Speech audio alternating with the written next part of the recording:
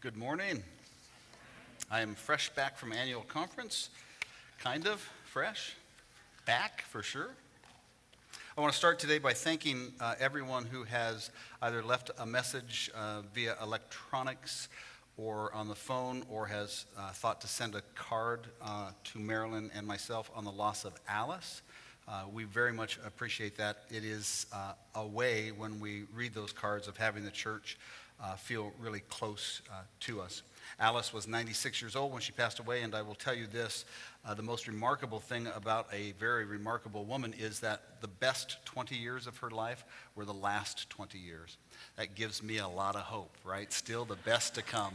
Really, she got herself wise, and when she found wisdom, she was off to the races and really enjoyed her life. So thank you for your kindness, and please know that it really is a big deal in our lives. So, I went to annual conference last week. It is not my favorite thing in the world to do, and I think that's relatively well known. People either attribute it to my brokenness or to my genius, take your pick. This year, prior to annual conference, the district superintendent called up to have a fight with me about it, which has never happened. It was really interesting. You should know I really respect the DS. We get along fine. We're buddies beyond just being clergy, but she was really unhappy with me. So if you've ever been, then she was your spokesperson for a phone conversation. And what she wanted to know was, what's the matter with you? That's a long, long answer.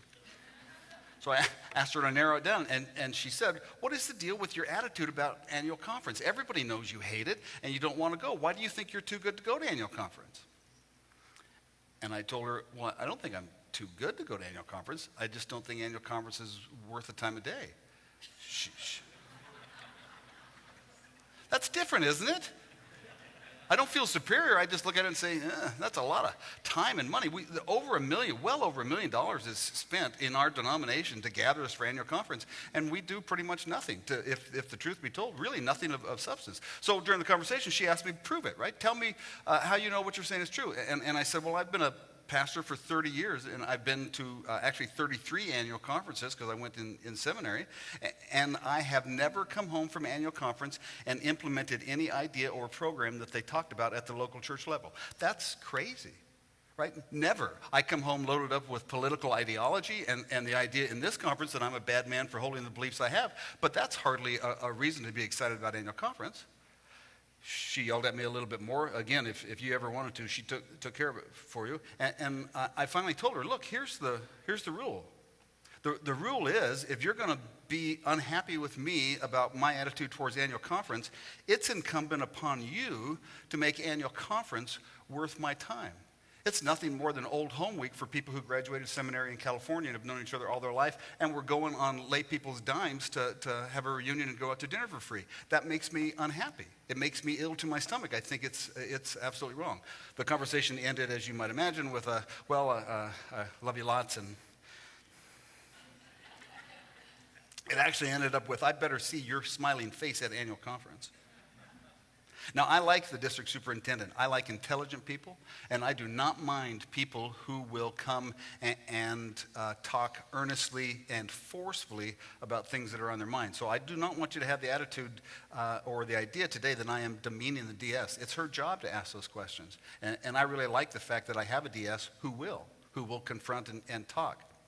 Because I like her and because I have seen her in some very hard circumstances show character and a depth of faith that I admire, I didn't just hang up the phone and blow off the conversation, only for about 5 minutes.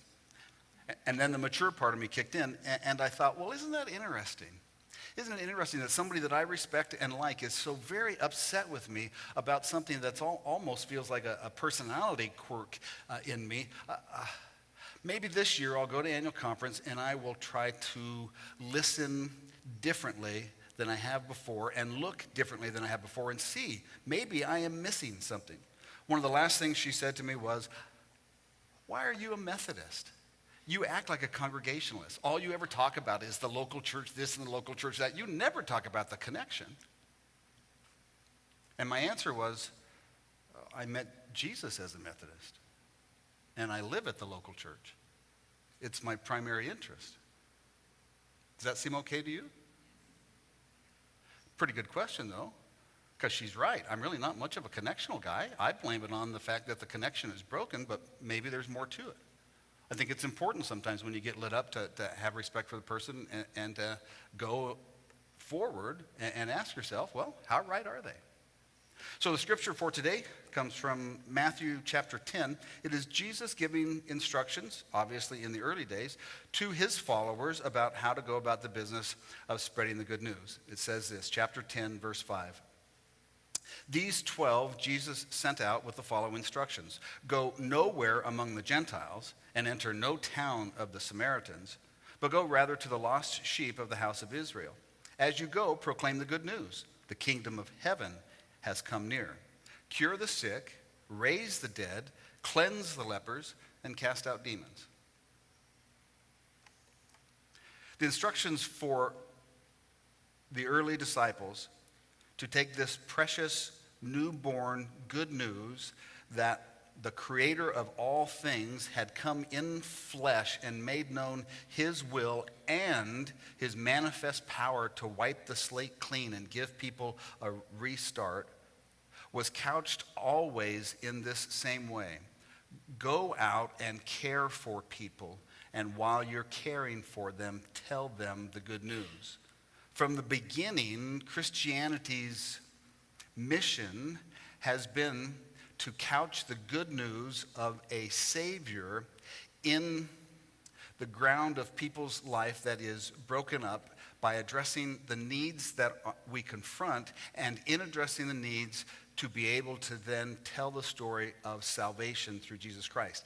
It is a very, very difficult balance to keep, to be engaged in both good works, works of mercy and caring, and have the wherewithal to continue to preach the message, which at its basic level is insulting to people who are not Christians. It's insulting because the message is this: you are lost, and you have to have supernatural help to right the ship. I can help you eat today, but my God, you are broken in some horrible ways, and you've got to cry out to God to get yourself right. So because it is so difficult to keep it all in our minds and to faithfully do all of it, it seems to me that our denomination and our annual conference and this church and me as a practicing individual Christian frequently come out of balance. And we have to recognize and be able to have the humility to know when we're out of balance and to adjust our course if we are to faithfully serve Christ. So, with the DS's words ringing in my ears, it was the annual conference to end all annual conferences.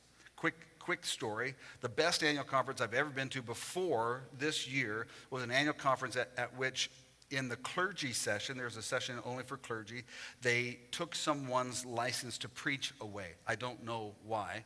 And I was young and less mature then. And so the very fact that people were screaming and shouting in an annual conference was a little bit of entertainment. It was interesting.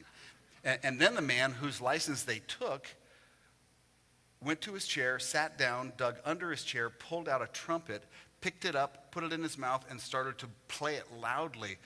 So loudly that you couldn't hear anything, and so aggressively that no one wanted to take it away from him. It turns out about 40 minutes later, the police, Fort Collins police, showed up and arrested him and put him in handcuffs. I'm telling you, annual conference does not get more inspiring than that. And I thought it had peaked early, and we would never again come to that level of drama unfolding. Wow, I am here this morning to tell you I was wrong. We really outdid ourselves this time. We'll get there in just a second. So I have this thing in my mind. What is the matter with me? That's a fine question. Am I a Methodist? Am I a connectional guy? Do I care about a national or an international church? It really isn't a big thing to me. I am a Methodist because, as I said, I met Jesus and have walked with Jesus in the Methodist movement all of my life, and it's how I know Jesus. And I love every Methodist church I've been a part of. I love this church, right? But that's not the same as loving the Methodist church. So the DS was right on some level. So I'm thinking to myself, that's interesting. I've gotten out of balance on that part of the equation too, right? I am to be a faithful servant of the denomination as well as the local church. But the truth is, I serve the local church as fervently as I know how, and I go to denominational meetings because they take roll and they punish me if I don't. That's not really faithful inside, is it? Right? I can tell you all kinds of good reasons why that's true, but the bottom line is the DS was right. It's not very faithful. There's something wrong in there. So I had it in my mind. I needed to work that out and think through it and see what I could adjust so that I would feel at least that I was being more faithful than I had been. So evangelism, the sharing of the good news, is a two-part equation. You do good works. You help people because if they're just eaten up with need, they can't receive anything else. And when you help them with the need and they're in a place where they've had deep need, they're much more amenable to talk about the depth that it takes to talk seriously about giving your life over to a higher power, to Christ, to being cleansed and becoming a part of the fold.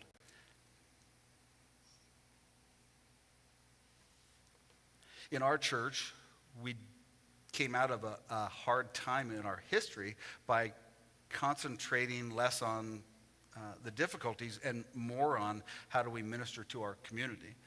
So there is power in reaching out and mixing it up with people locally that you know and you have to look into their eyes. That part of ministry is always important.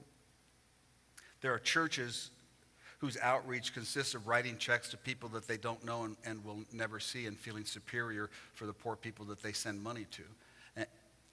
And they have very good reasons for living that way too, but it's dishonest and disingenuous, and it doesn't allow good works to do their work in the heart of people. It's always better for a church to work in its community, to see the people that are in need and help and see the humanity and bring the gospel that way. And it really has been a healthy part of our church. So, clergy session. You'll know going forward, anytime I say clergy session, you should lock in, put down the text, and pay attention because what's coming up is fascinating. Clergy session, our bishop stands up and says, I'd like to address the problems that we're having at Glide Memorial. Raise your hand if you've heard of Glide Memorial in the last week. Yeah, okay, great. It's national news, right? Which is always not good. Really not good. So Glide Memorial is the largest Methodist church in California, the largest in the Western jurisdiction, and it is famous. It's been in movies. It's been fronted by Hollywood. A lot of Hollywood's elite, when they're in San Francisco, will go to Glide and make appearances. They are a church with a foundation worth at least $20 million, if not more. It's a big deal. They serve a lot of folks. It's homeless ministry. Mostly, and the bishop got sideways with them somehow. So she purported to tell us what she was upset about. Here's the story. The story of Glide is that in the 1970s, it was a church of about 100 people, and they brought in a hotshot pastor out of Texas, and he saw, because it's located in the Tenderloin district, an opportunity to cause his church to be much healthier than it was by reaching out to its community, and they struck gold. And I mean that in every way that you can take it. They struck gold, right? So it went from 100-some souls in worship on Sunday, wondering if they could continue to keep the building up, to a church that was overflowing because there was such a great need in the community. But Cecil, who was that pastor, Pastor Cecil, realized quickly that in our itinerating system, he might be moved away and lose what he had begun, and he had claimed it as his own. So what he did was he moved almost everything to a foundation that he created, and the foundation was independent of the church, and then he concentrated only and solely on the outreach to homeless people, feeding them thousands a week and clothing them and advocating for them politically and that kind of stuff. And within about 20 years, that's what Glide was. It was one great big outreach to the community. In the time since Cecil went there as a Methodist pastor, and I assume a Christian, he jettisoned his Christian faith and professes not to believe any longer in Jesus Christ. And they began, when new pastors were sent to the church, to not allow them into the church. They weren't given keys to the building. They were not allowed to preach on Sunday. And they effectively just were told, go home and we'll send a check. Several of them tried to fight that situation because it's weird, right? The church was being run by a foundation populated by people who were not Christian and many times were anti-Christian. So every clergy from the time that Cecil retired to the present day not only washed out at Glide, but many of them then went on to severe depression and having to have some special treatment because they were treated so horribly. They weren't just ignored, they were pursued vigorously and angrily by the people of Glide. Does this sound strange to you so far? Meanwhile, Glide is world famous for the work that it's doing, but the work that it's doing is out of balance. It's only the caring ministry. It is not the ministry balanced by the caring ministry opening up paths to talk to people about salvation and to make new Christians. So when Bishop Brown, our former bishop, retires, he goes to Glide.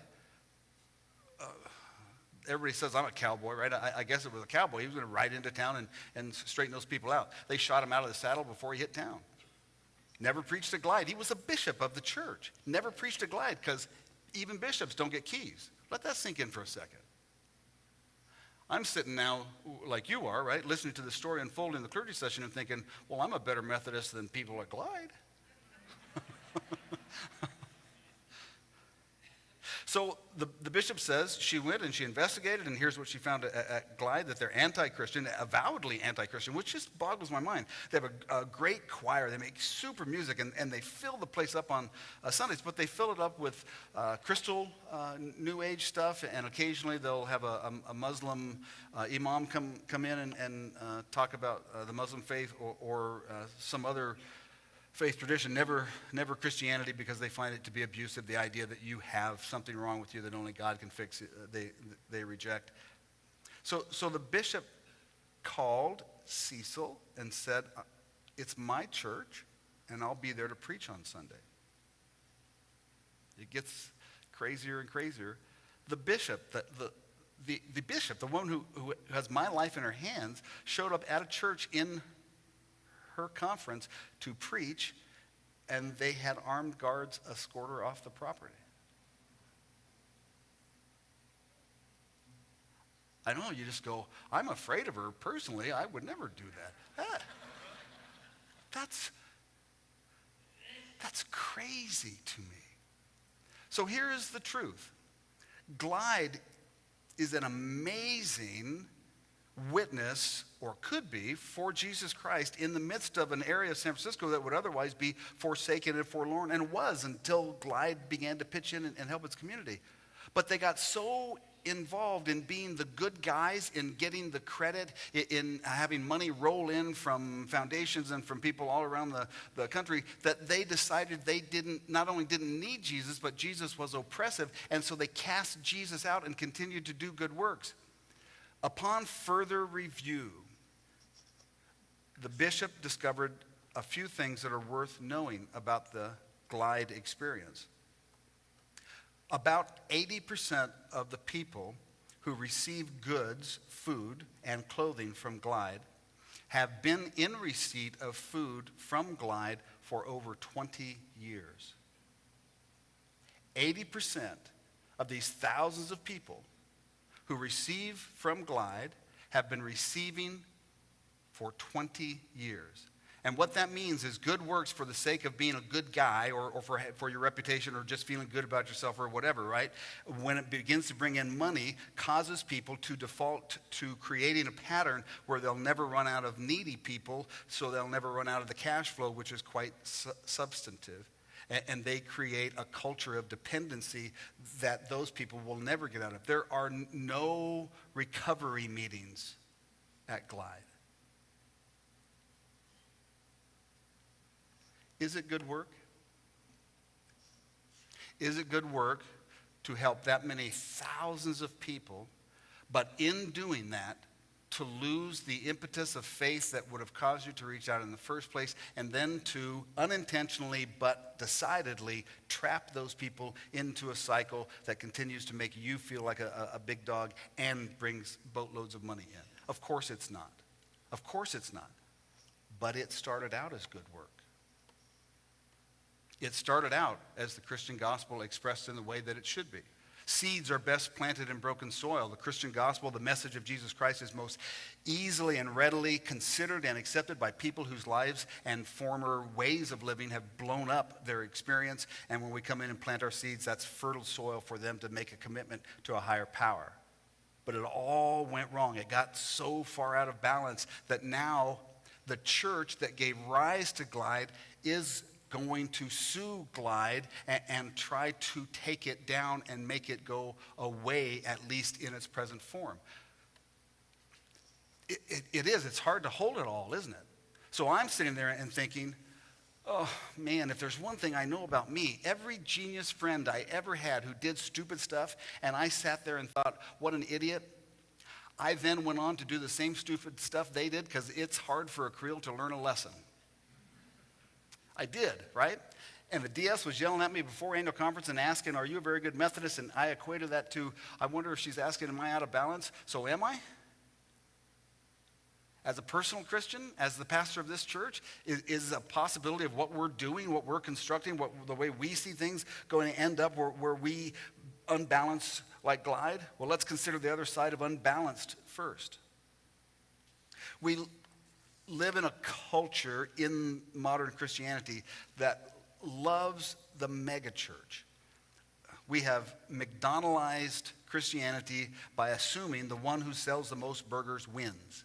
So the bigger the church, the better Americans think that it is. I have a natural repulsion to that because I like smaller, more intimate gatherings, and I think the local church is most able to move about and serve its community and be responsive to a lot of things that a church should be responsive to when it is at a size where it can be managed in that way.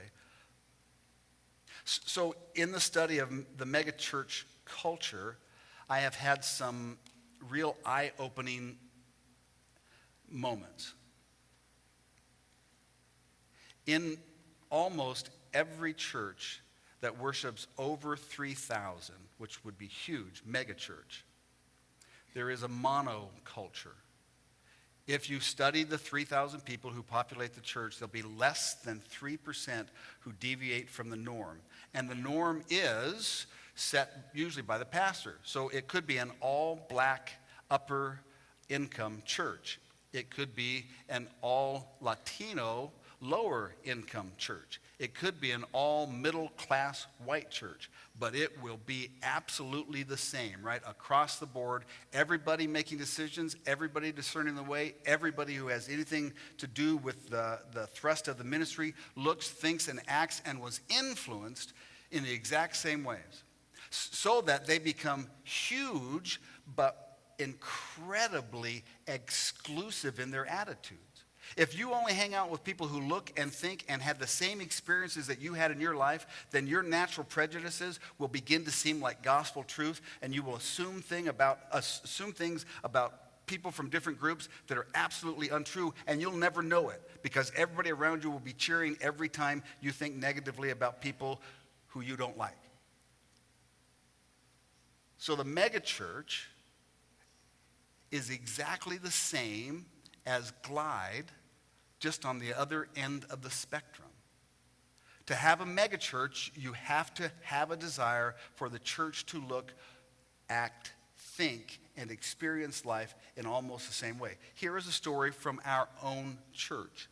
Years ago, in my second year of being appointed here, I got a call from a couple who said, we're Methodists and we just moved to town. And we were at dinner and we asked a person where the Methodist church was. They said, you don't want to go to the Methodist church. You would rather go to this church. And we just thought you should know, Pastor, that someone out in town is guiding people away from your church. So because I wasn't the sweetheart that I am now, I called that person. And I said, here's the story that was just told me. Is that true? They said, yes. I said, why would you do that? And the answer has a lot to do with the history that unfolded in this church, was this. You don't want them in your church. They do not own their own businesses. They are not management. Let it sink in.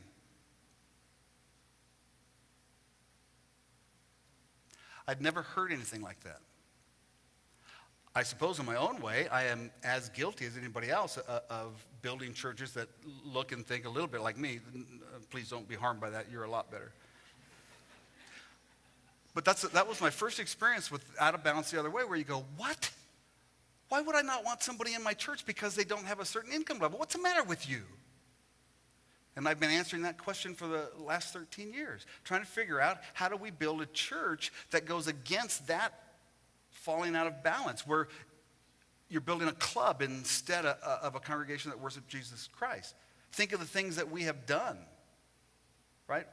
We have intentionally, and at great cost sometimes, torn down every barrier that reeked of that kind of thought as quickly as we possibly could. We've opened our church to be as diverse in income and age and color of skin and background and economic opportunity as it's possible, because we are given the mission to win souls for Jesus Christ, not to collect a bunch of people who have the same worldview that we do so we feel better about ourselves. That's as broken as Glide co-opting addicts so that their money continues to flow. When it gets out of balance, in attempting to be faithful to the mission that Christ challenged his followers with, it isn't just a little oopsie that can be steered back correctly. It ends up being huge amounts of waste and sin, and it hurts people on the fundamental level when the church isn't striving hard to maintain a really difficult balance. And it is a difficult balance. So you'll know, the first thing that a person said at annual conference after the bishop was done, they stood up and they said to the bishop, you can trust me, but I bet the rest of these folks are going to go out and talk about that. Do you want to tell them now not to? And you should know the bishop said, no, I shared this with you because I want them to talk about it. We all need to take a good look at what happens if we get too carried away. That's why I'm able to share the story with you, even though it came out of executive session. In my own heart, though, right, I'm not just gleeful that Glide has problems. And I'm not just looking at megachurches and thinking, wow, we're way better than them. I am thinking to myself, my God, we really have to pay attention as a people, as a pastor, as a local church. We have to make sure that we are trying really to honor the tension and the difficult task that Christ has put in front of us. Care for their needs and then give them the answer to their ultimate needs. Do not default too far to one side or the other. They go hand in hand. It's how the gospel is transmitted.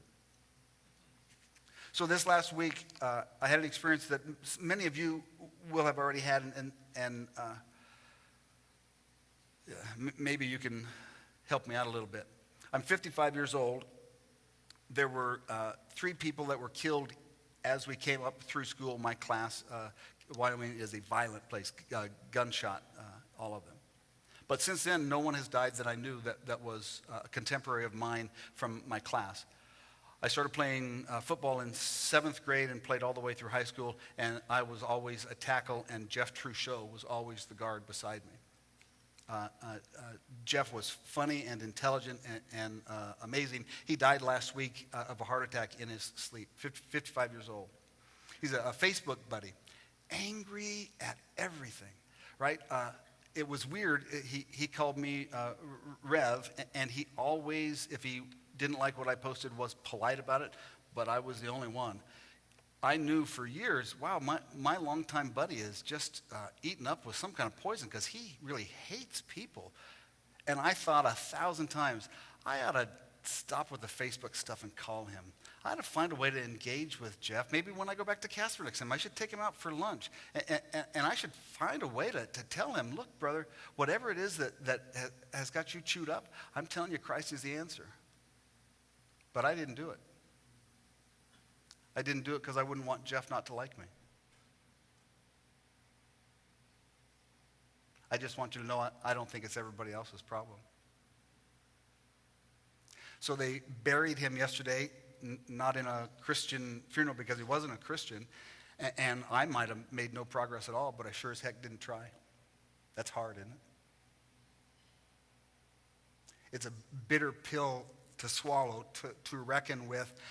I have in my possession something so powerful that it continues to amaze me in my own life and in the lives of other people, and I kept it to myself because of ego. When we are out of balance in our pursuit of what Christ asks us to do, we become in our own way guilty of evil, whether it's by omission or commission. So, I got to go home early from annual conference. Previously, I've had appendicitis, vague possible hernias, and other things. This time they gave me the boot. I lost my name tag, and it turns out if you lose your name tag, they won't let you go to annual conference. I didn't know. Honestly, I've never had a name tag for 30 years. I lose them all the time. They're just not important to me. They instituted a rule this year, no name tag. As far as we know, you sold your name tag so somebody else could vote, so you can't go in. And you go, well, look at the good news all around me. On the way home, I prayed constantly about this thing, right?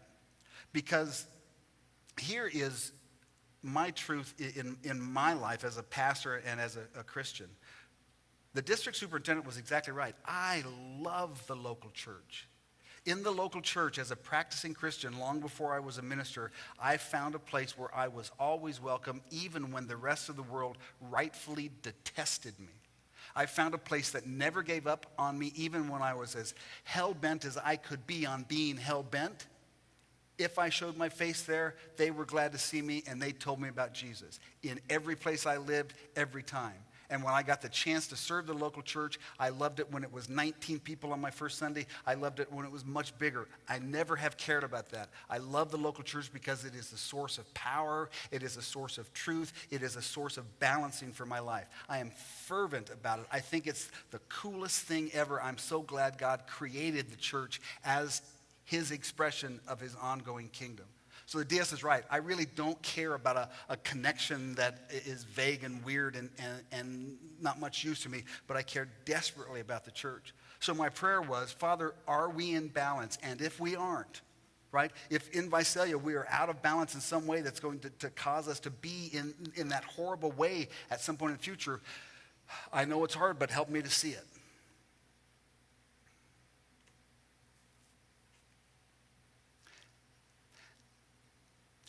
Nothing. You might know that it's hard to communicate and get through to me. Nothing. No dreams, no visions, no sudden insights. I stopped for McDonald's because I thought sinning might help. Nothing. Really, fervent prayer. Sometimes I pray that, and God, right, the next thing I know, somebody is coming up and talk to me, or something happens, and you go, wow, that's crazy. Immediate answer, right? Stop that is usually his basic communication to me. Nothing. Nothing. So I prepared this sermon to rejoice that we aren't Glide. Hallelujah. And we aren't a megachurch. Hallelujah. And then I started to make contact with people here and there, and it's crazy to me that this continued up this morning. The couple communications that I had were people who had experiences in their grace groups that were, to them, life-changing, right? So I opened email and found communications. And then I came on the property today and we're talking in Disciples early this morning about what's happening to people when they're in grace groups. And up on the stage, Tom came up to me this morning and talked about his grace group and said, I've never seen anything like this, right? You talk about men, Pastor Steve, that are really digging deep and you can see them changing in their faith. And I realized, oh my God, he was ahead of my prayer. I don't even remember how we came up with grace groups. I wish I could tell you that I was a genius and I discovered them, but it's not, you already know that's not true, right? I don't know how it came up. It just kind of filtered to the top and we decided to go for it, and it turned into something that's amazing. A grace group is a perfect balance of what I have been talking about. Every grace group, every person is expected to report on a kindness, a mercy, a grace that they have performed for someone else. That is real-time mission work. in their own homes, in their places of work, out in the streets. Every meeting, every person is expected to say, I did this on behalf of Christ. And in every meeting, every person answers the question, how is it with your soul? And has a chance, if they need, to repent and to renew their relationship with Jesus Christ. It's amazing to me that God is so beautiful and loving. I believe that he rewarded our church by helping us come to the idea of this beautiful balancing mechanism for our individual lives and for our congregation before we even recognized how much we must have been in need of it. But I am here to report to you today, we're not about to let go of something that holds us accountable to both sides of what Christ asks us to do, because our church is in a place where we can and will spread the message of the salvation of Jesus Christ in the right way. And I believe that in the years to come, we will see a bountiful harvest of new souls in our midst because of what God has been doing. Pray for Glide Memorial. Pray for people who think bigger is always better, and pray for our bishop. And pray for our church that God will continue to bless us. Amen.